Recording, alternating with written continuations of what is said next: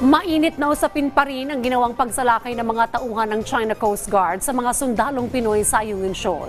Pero may tuturing nga bang armed attack ang ginawa ng mga Chinese? Alamin natin ang punto de vista dyan ni Professor Antonio Contreras. Professor.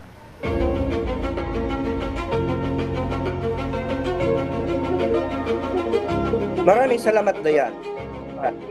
Nasaksihan natin kung papaano inatake ng China ang ating puwersa sa West Philippine Sea. Nakita natin kung papaano sila ay pinagbantaan gamit ang mga itak, pati na palakol. Nakita natin kung paano binutas ang isa sa mga bangka natin, yung inflatable boats. Kung paano sininagan ng nakabubulag na ilaw, laser lights, at pati yung mga malalakas at nakakabinging mga ingay.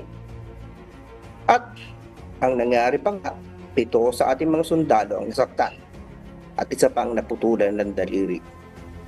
Kaya marami ang nagulat nung sinabi ni Executive Secretary Lucas Bersamin na ang nangyari ay hindi pa matatawag na armed attack. Maraming nag-react. Ang inyong kabang lingkod nga ay napaisip, hindi pa ba armed attack yun? Hindi pa ba yun matatawag na violence? So ako ay nag-research sapagkat yan ang trabaho natin.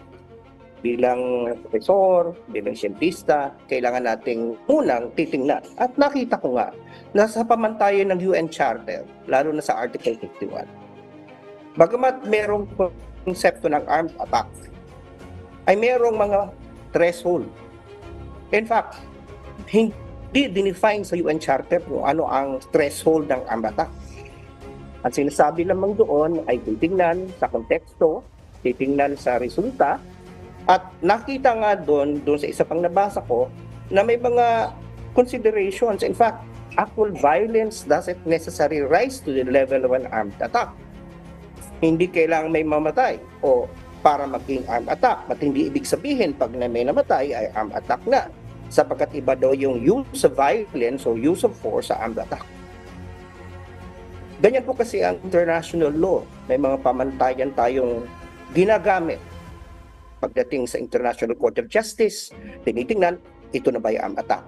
Sapagkat meron pong 3 kondisyon kung paano ang armed attack ay warranted. Una, kapag may consent ng estadong inaatake. Pangalawa, kapag ito ay resulta ng resolusyon ng Security Council ng United Nations. At pangatlo, kapag ito ay self-defense. So masalimuot ang usapin nito. So maaaring tama nga naman na sabihin hindi pa ito nagra-rise sa level ng armed attack. Kasi kailangan maingat tayo bago natin tawagin itong armed attack.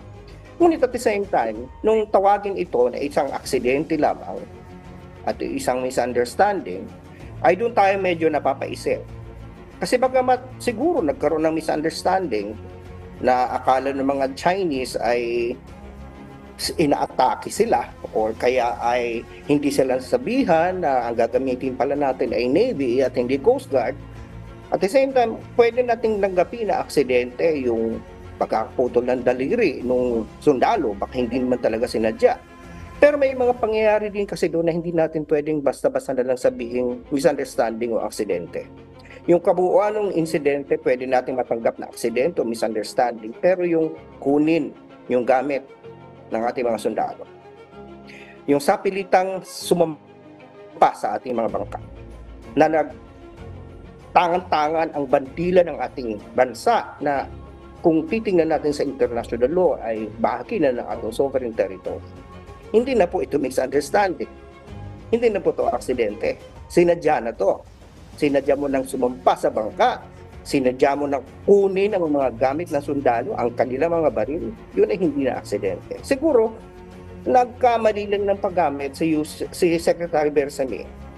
Kung ako yung magsasalita doon, ang sasabihin dapat natin ay ganito.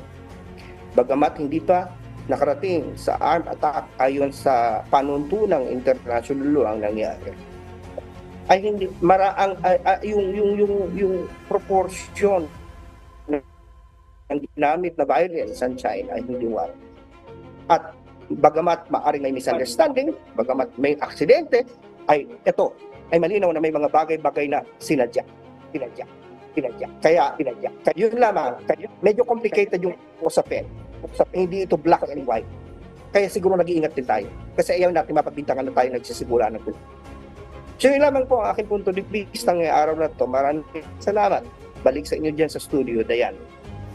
At maraming salamat po, Professor Contreras.